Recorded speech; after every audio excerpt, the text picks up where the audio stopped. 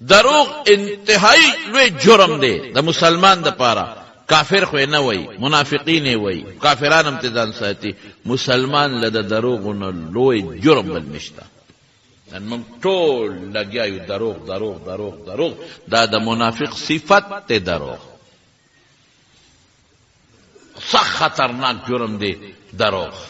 یو حدیث دی حضرت صفوان ابن سلیم رضی اللہ تعالی عنہ دا حدیث راوی دی په مشکات کې شتا. دا رسول الله مبارک نے صحابی تپوسو کو دا اللہ رسولہ مسلمان، دا اللہ رسولہ مسلمان بزدل کی دیشی ویاو. بعضی مسلمان بادری بعضی بزدل.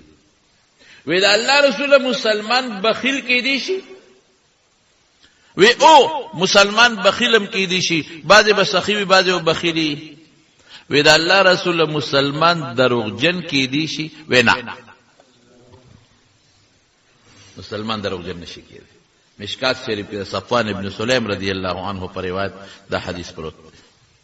مسلمان دروغجن نشی کی دی کہ دی دروغ وی دا سوچا مسلمان نہ دے، دا جھوٹا دے. دا دا اسلام چه کم کامل دیره دا غین بار پروت دی.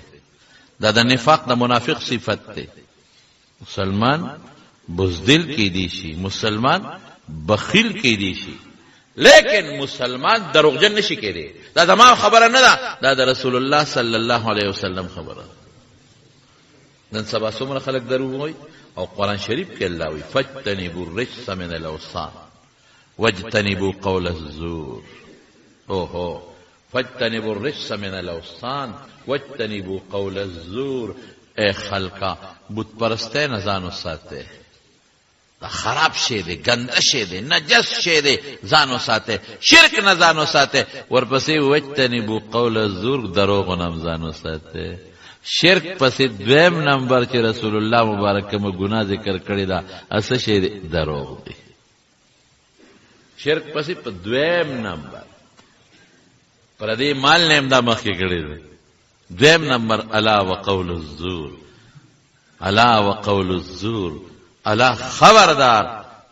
رسول الله مبارک فرمای غټ گناهونه درته نه خې، غټ گناهونه دا الله رسول کم دی.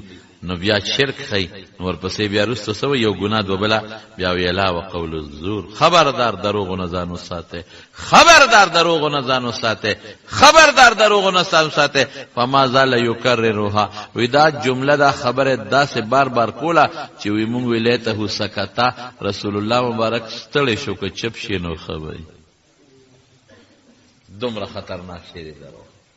او زما رونو خپکیږي ما نن دنیا په دروغ روانه، نن موبایل ټول دروغ، نن فیسبوک ټول دروغ، نن وزیر صاحب ټول دروغ، وزیر اعظم صاحب دروغ، صدر صاحب دروغ، خان صاحب دروغ، مزدور صاحب دروغ، ټول په دروغ لګي.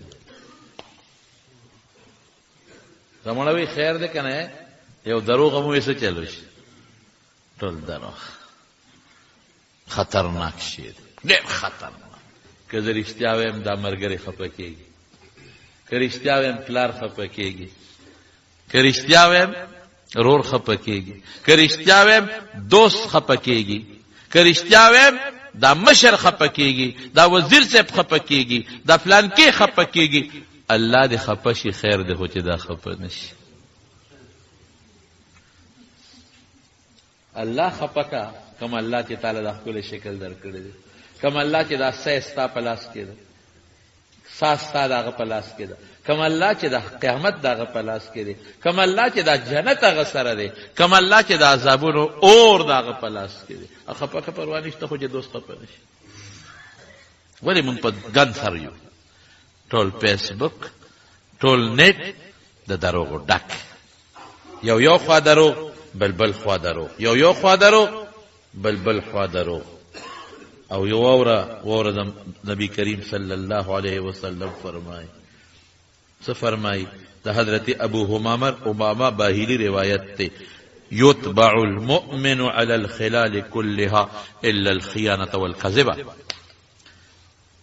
يتبع المؤمن على الخلال كلها الا الخیانه والکذب. وی مسلمان چې پیدا کوم هر صفت پکشتا، خو الله وی پیدایشي د دو صفاتونو نه ساتم، دا ظالم پکې ځان کې هغه په خپل راولي، زه پکې نه پیدا کوم. په نورو صفاتونو پیدا کوم، څوک بخیل پیدا کوم څوک بل، خو په دې دو صفاتونو دل ز په خمبیر کې نه چو، په خمبیر کې مولا دا دوه نه دی چولې، یو ټګي او بل دروغ. ماشوم والی کې متاته خدای ساتي چې ماشوم بچي او کله د مور ګېړه ته زینو نور صفاتونه درته چا پوزه غټي د چا وړي، د چا شکل توري چا سپینی، څوک غریبي څوک مالداري، چا ډوډۍ کمه د چا زیاته، څوک بخیل څوک غني څوک خو ستا خمبیر کې دروغ نه چوما. الله تا په خمبیر کې ټګي نه چوم، نه ظالمه ولې کې بیا رستو.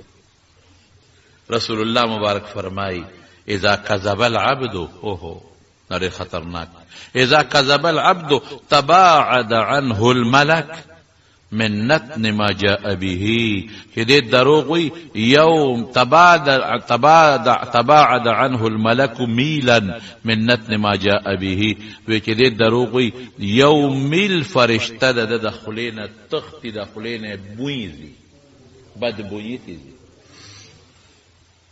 دا زمونږ دروغ،